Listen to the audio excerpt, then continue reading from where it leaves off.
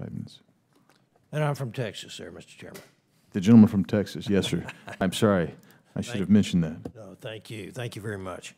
And thank the witnesses for being here, too. We appreciate it.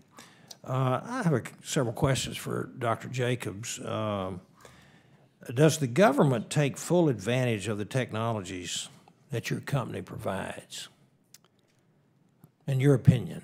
Currently, no. One of the things that they don't have access to in real time are the icing and turbulence data. So the National Weather Service, through the Mesonet program, acquires the temperature, wind, pressure, and moisture data. But currently, neither the Weather Service or the FAA are receiving the icing and turbulence data. We do offer to, on a 48-hour delay, make that available. So quite often, the NTSB will contact me to do accident investigations if it was aviation related to icing or turbulence. But currently, no one sees that data in real time. Well, you would think that they would be interested in that information, for goodness sakes. Why would the government decline to purchase high-quality weather and aviation data that could save and protect lives? My guess is it's budget-related. It's not that they necessarily haven't declined it, it's that they haven't put a solicitation out to receive it. But they are well aware that it exists.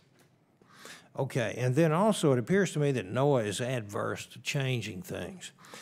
Time and again, we've seen them move slowly to adopt innovative technologies, better monitor our environment, and oftentimes refuse to do so without being forced to do it legislatively, mandate. In your opinion, how do we change the current paradigm so that NOAA can more effectively and efficiently innovate to protect lives and property? And in light of what you just said, maybe it's funding. I assume that we were giving them adequate funding, but let me hear what your opinion is. I think a lot of these innovations are rapidly evolving in the private sector, and probably the quickest way to advance NOAA's mission is to harness the capabilities in the private sector and let the private sector probably drive the pace. So setting up a sustainable business model of public-private partnership between the public sector and private industry would be a pretty way to fast-track a lot of the innovations coming out of the private sector. They also claim, NOAA also claims that they are, quote, environmental intelligence agency. In your opinion, do you think they act as such?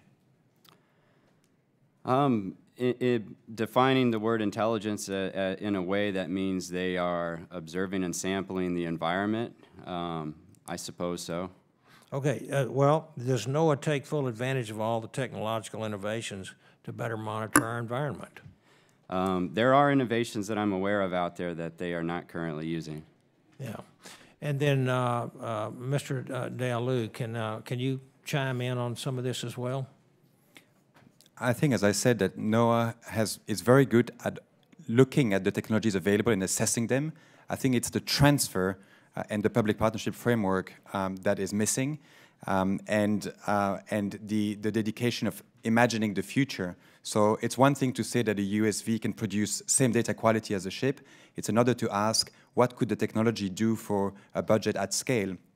You know, what would a global observatory look like using new technologies, either on the surface, in high altitude, or from space? And that capability of planning and road mapping is not always taking advantage of the private sector innovation. Absolutely.